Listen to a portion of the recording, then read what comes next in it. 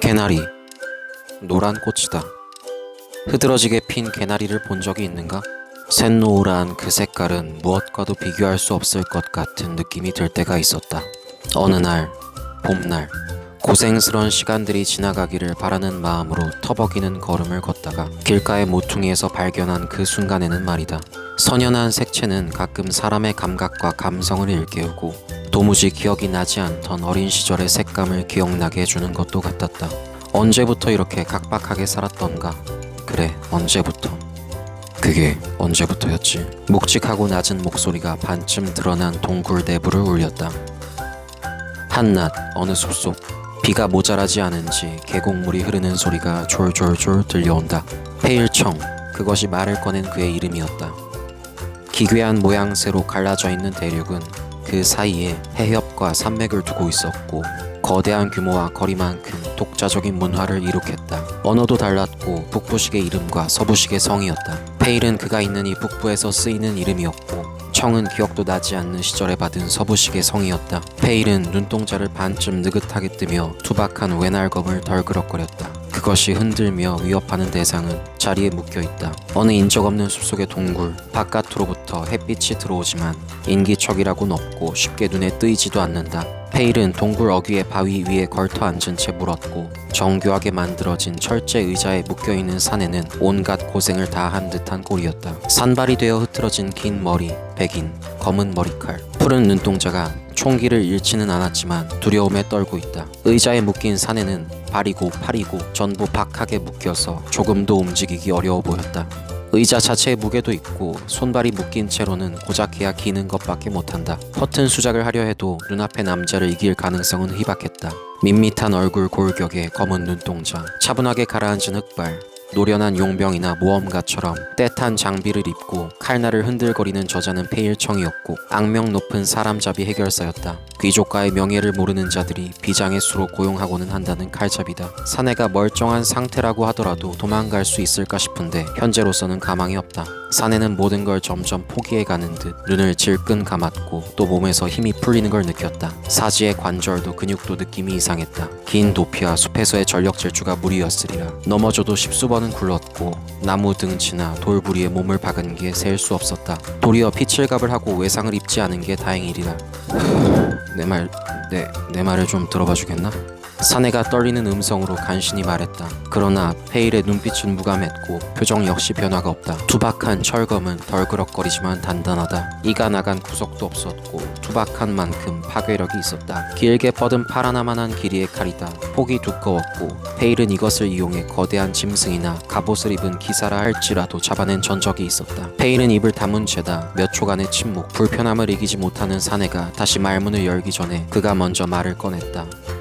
그게 언제부터였지? 킹! 하고 튀는 소리가 난다. 페일의 외날검이 바위 어딘가에 슬쩍 부딪혔다. 내가 물은 건 그거였을 텐데 당신은 다른 이야기를 할 여유가 있다고 생각되나 지금?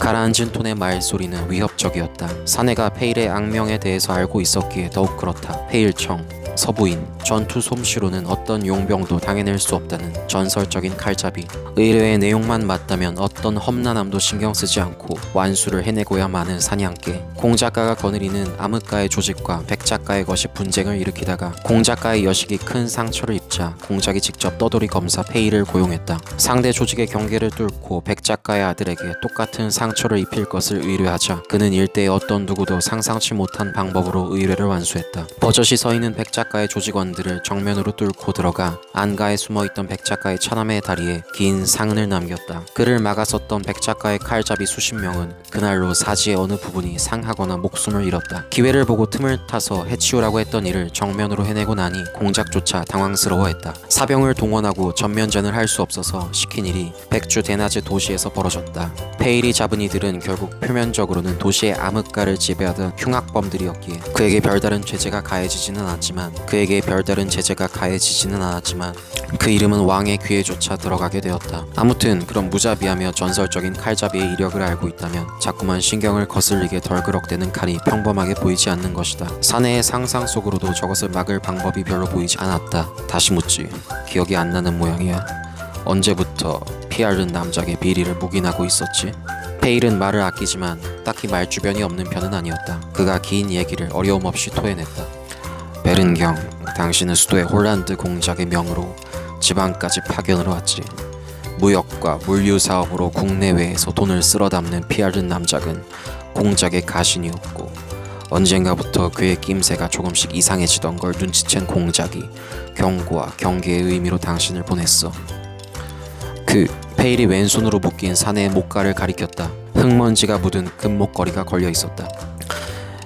1급 아티팩트까지 걸어줘서 말이야. 어떤 종류의 세뇌, 미혹, 정신계통 조작술도 또 맹독으로부터도 사용자를 지키는 귀물이지. 게다가 그대가 원한다면 눈 깜짝할 새에 수도에 있는 공작에게 곧바로 구조 요청까지 들어가게 되어 있지. 사내가 더듬거리며 입을 열려고 했다. 페일이 마저 말한다. 공작이 준 작전비는 괴짝제로 탕진을 해버렸고, 같이 보낸 호위 기사와 초법사는 보이지도 않는군. 남작은 계속해서 수도와는 연락이 두절이고 공납금 역시 줄어들고.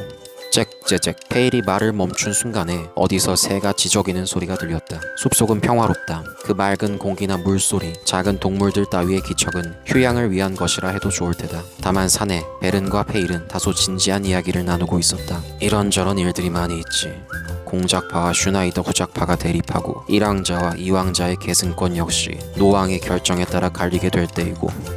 그런데 그럼에도 불구하고 페일이 인상을 찌푸렸다. 피알른이 저지르고 있는 인신매매는 조금 많이 비위가 상하더군. 해외를 떠돌아다니며 물건들과 함께 그런 유통업을 벌이고 있었다니. 인근 3국의 관료들에게 전부 그 수익의 일부를 은화로 바치고 있었고, 페일은 덜그럭거리며 흔들어대던 철검의 움직임을 멈추었다. 그가 걸터앉은 바위에서 몸을 일으켰다. 흙먼지가 묻은 옷차림, 장화도 엉망이었다. 그 역시 베른을 쫓으려 번거로운 달리기와 추격전을 한참이나 벌였다. 다시 한번 물어주지. 언제부터였나?